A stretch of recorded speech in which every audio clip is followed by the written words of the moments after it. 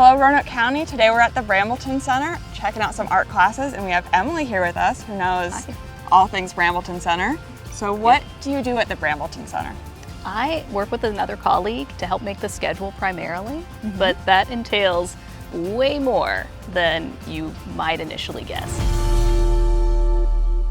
We are running painting, pottery, some form of yoga, usually some kind of adaptive exercise program, aerobics, trips, things for kids.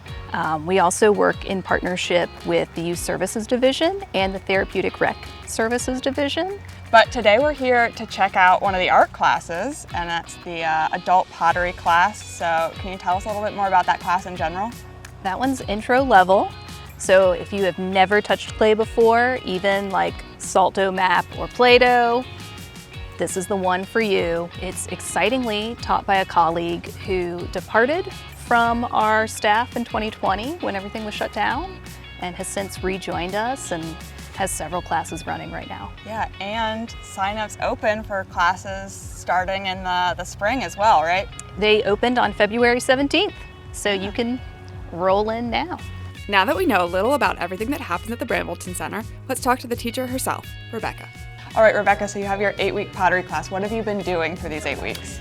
The first week, we start by learning how to do every part of a bowl on the wheel very slowly. We made 2 bowls the first week, but we're working on getting it centered and making a smooth shape in the bottom one. Then the second week, we trimmed these 2 and made another bowl.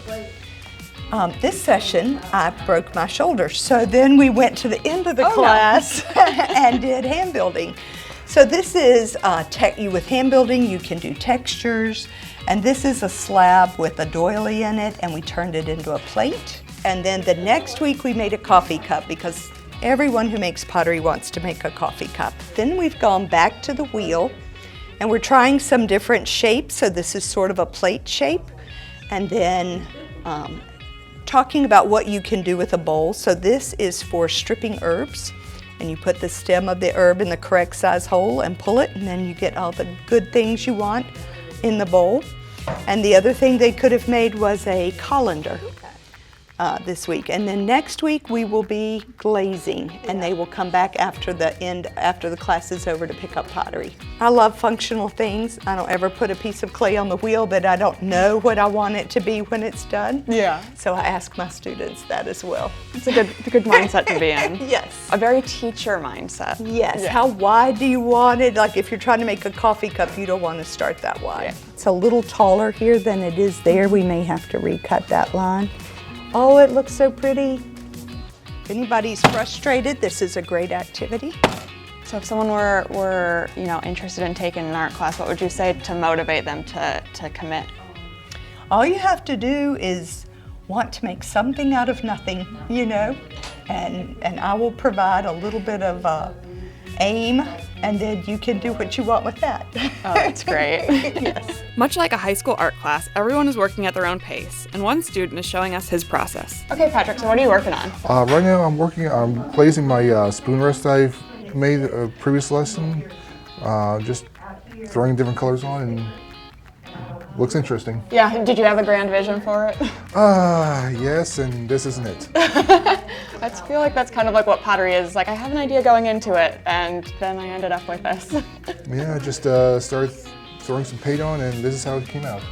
So what's your favorite part about the class been so far? Learning to work with the clay, actually seeing your creations take form. First you have this lump of clay, then you press it a little bit on the wheel, and it starts to change shape, and then before you know, you have a bowl, or some other shape forming. Have you taken a class at the Brambleton Center before, or is this your first one? First pottery class, yeah. Oh, nice. So you think you're going to do another one? I'm thinking about it. I definitely got some experience in this, but having a little more wouldn't be bad. Yeah. If anybody signs up for the next class, since you all have done this once, you can work with bigger pieces of clay, because that would be the next step for you, is learning to make center and make bigger things.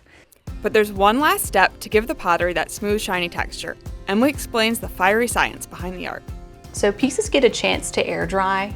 We like to give at least a week We want our raw clay not to have any excess water. We throw it in Throw it? on, yeah, Kobe. 2 hands. Gently placed. Gently place our items that are ready for what's called a bisque fire. Okay. So their maiden voyage is a slightly lower temperature than the kind of fire that ends with a really shiny piece like this. The pieces all undergo a process called vitrification when they're heated. Nice fancy science words. We're bringing the science into art class. We are. We get to our temperature, we hold it, and you end with glass. Nice. Yeah. We got to see a little bit of each of these steps. Got to see all of the steps in the studio, and then hear how they happen Yeah. in the magic room. Clay is so recyclable and can turn it into something else so easily. Well, thank you for having me here today, Emily. If people wanted to sign up for a class, how would they do it? They can go online to RoanokeCountyParks.com to register. They can give us a call. The center number is 540-772-7529. Press 0 for a person. Or they can join us here in the building prior to the start of their class and sign up at our front desk. Thank you again for Thank having you. me here Yeah. today, and we'll see you next time as we roam Roanoke County.